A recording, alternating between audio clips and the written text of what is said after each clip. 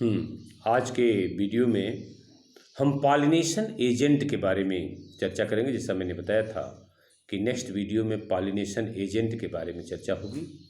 तो pollination agent ये मुख्यतः अगर देखा जाए तो परागकण जो पॉलिन ग्रेन होते हैं उनको एंथर से निकल करके स्टिग्मा पर पहुंचना है, तो इनके ट्रांसफ़र करने के लिए कुछ एजेंट्स होते हैं। तो एबायोटिक एजेंट में दो होते हैं, एयर और वाटर, वायु और जल के माध्यम से ये पहुँचते हैं। और एक बायोटिक होता है जो एनिमल के द्वारा जाते हैं। तो बायोटिक एजेंट के बारे में दूसरे वीडियो में चर्चा करेंगे, एबायोटिक के बारे में आज चर्चा करेंगे। देखिए, जो एबायोटिक फैक्टर हैं जो पॉलन ग्रेन को ट्रांसफ़र करते हैं एंथर से स्टिग्मा पर, इसमें मुख्यतः जो ये जो एजेंट्स हैं, एयर, देखिए एयर पॉलिनेटेड जो एबायोटिक, आप एयर यानी एयर और वाटर से पॉलिनेशन करने वाले जो एनिमल्स होते हैं, प्लांट्स होते हैं, ऐसे प्लांट्स जो एयर और वाटर से पॉलिनेशन करते हैं, इनकी संख्या बहुत कम है, बहुत कम है। जनरली ये जो कार्न है और ग्रासेस, घास है,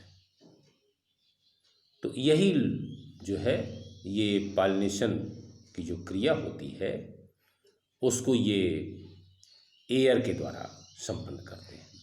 तो एयर पॉलिनेटेड जो प्लांट्स होते हैं उनमें अनावश्यक रूप से पॉलन ग्रेन को अधिक संख्या में प्रोड्यूस करना पड़ता है ओव्यूल की तुलना में। ओव्यूल एक ही है लेकिन पॉलन ग्रेन को हजारों की संख्या में पैदा करना पड़ता है, क्योंकि चांस की बात होती है कौन पॉलन ग्रेन वहाँ पहुँचेगा।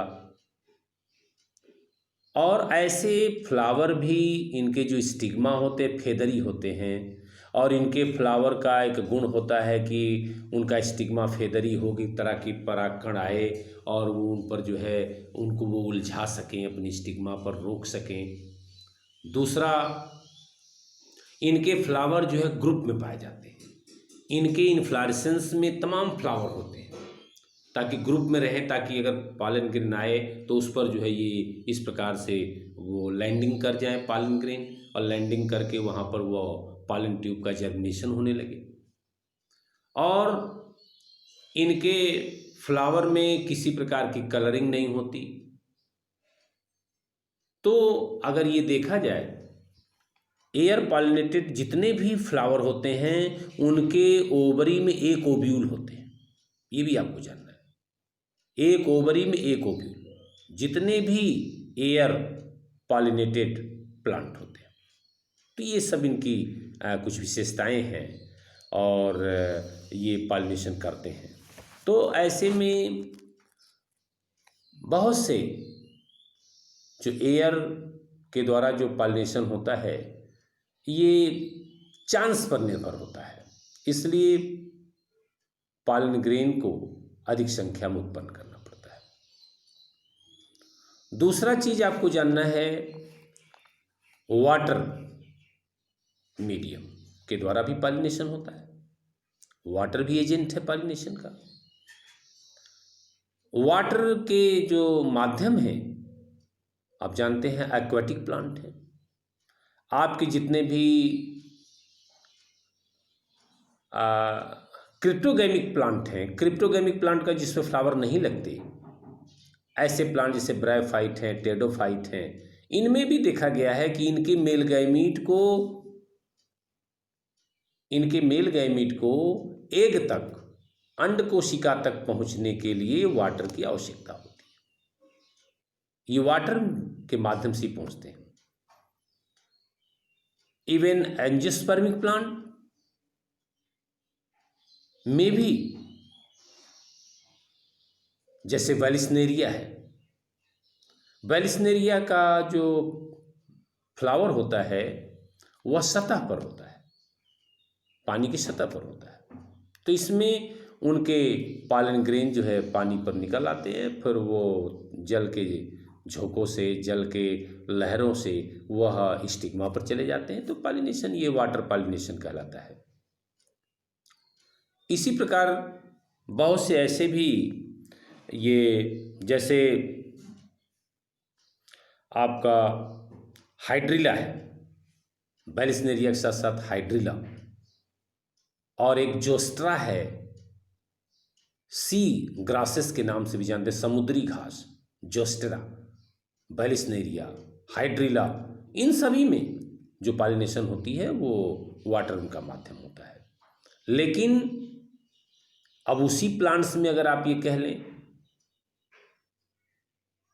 आपका वाटर हाइसिंथ है, जलकुंभी है, और वाटर लिली, इन सबों के फ्लावर रंगीन होते हैं। आपने जलकुंभी के फ्लावर को देखा होगा, इंडिगो कलर। तो इस तरह से ये फ्लावर जो है एनिमल एजेंट के द्वारा होते हैं, नॉट वाटर एजेंट और एयर एजेंट। दे completed pollination mechanism bye animal agent. ये एनिमल एजेंट के द्वारा कंप्लीट करते हैं। तो ऐसा नहीं कि सभी एक्वाटिक प्लांट जो है वाटर मीडियम को ही एडाप्ट करते हैं। तो ऐसी स्थिति में ये इस प्रकार से अगर ये देखा जाए तो वाटर और एयर एजेंट के द्वारा पॉलिनेशन किस प्रकार से होता है, आपने इसको समझा। इसके बाद एनिमल एजेंट के द्वारा पॉलिनेशन कैसे होता है, उनकी क्या विशेषताएं होती हैं, इसके लिए हम अलग वीडियो देंगे। धन्यवाद।